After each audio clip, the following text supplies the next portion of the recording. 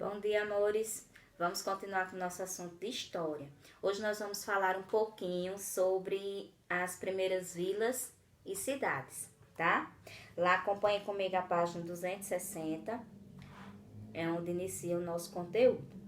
Quando os portugueses chegaram aqui e começaram a colonizar, eles começaram a construção de engenhos. A primeira atividade foi a retirada do pau-brasil e a segunda, que foi que deu início à colonização, foi a plantação de cana-de-açúcar, né? E a construção dos engenhos, certo? O desenvolvimento dessas atividades e de outras contribuiu para o surgimento das primeiras cidades e vilas no território brasileiro. O nosso território ele foi dividido em 10 capitanias, certo? Que foram chamadas de capitanias hereditárias, e elas foram entregues a governantes para que eles cuidassem, fizessem com que ela crescesse e desse lucro.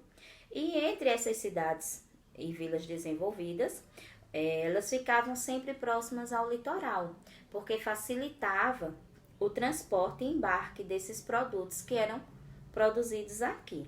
E também pelo fato deles não terem conhecimento do território, por isso que eles ficavam sempre mais na área do litoral, porque eles não tinham tanto conhecimento, certo? E eles tinham dificuldades para explorar as demais regiões. Na 261 vocês vão encontrar um mapa e nele está mostrando algumas cidades e vilas, certo? Observem elas aí direitinho. Outras atividades que foram realizadas, uma delas foi a mineração, que era a extração de ouro e pedras preciosas. Isso rendeu muito dinheiro, mas não para quem retirava, porque a maioria desse trabalho ele era retirado através de escravos. Aí quem retirava não ficava com nada disso, ia para a pessoa, o dono da mina. E às vezes ficava até por se tratar de um espaço distante, quem conseguia mais dinheiro era quem trazia mercadorias e ferramentas para o trabalho de mineração. Esse trabalho começou no finalzinho do século XVII, onde foi encontrado ouro na região onde hoje é o estado de Minas Gerais, e ao longo do século XVIII foram descobertas diversas outras minas. Nessa época, a mineração tornou-se uma importante atividade. E nisso, essa riqueza gerada pela extração do ouro influenciou bastante nas arquiteturas. Em Minas, tem algumas igrejas que ela tem forros feitos em ouro. Algumas esculturas e alguns lugares preservam ainda essa arquitetura, certo? Que eram os casarões grandes para os governantes, as pessoas que tomavam conta da região. A atividade que vocês vão realizar está lá na página 263. Na 264 e 265 vocês vão encontrar um pouquinho sobre o cotidiano. A maioria das pessoas elas viviam em situações precárias. Quem vivia nos casarões eram as pessoas que tinham posses, tá? E para garantir o sustento da casa, eles tinham a própria plantação, né? Eles cultivavam, certo? A água era retirada de chafarizes.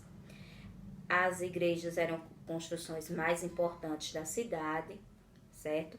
E tinha a casa de fundição, porque todas as pedras e ouros que eram retirados das minas eram levados até essa casa para serem transformados em joias. Ok? E o transporte disso tudo era feito através dos animais, tá? Não tinha carros, nem tinha estradas nessa época. Ele era feito através principalmente de carros de boi. Ok, pessoal? Aí lá na página 267 também tem outra atividade. E vocês vão achar na 266 algumas influências que teve dos indígenas no cotidiano dos portugueses, como por exemplo o banho. Não era comum os europeus tomarem banho, né? Até eu acredito que eu já fiz esse comentário com vocês. Eles não tinham hábito, eles achavam que o excesso de banho fazia com que eles ficassem doentes.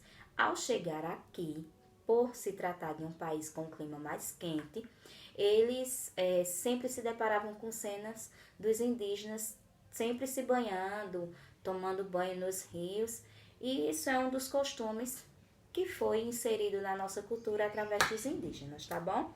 Beijo para vocês e qualquer dúvida é só chamar.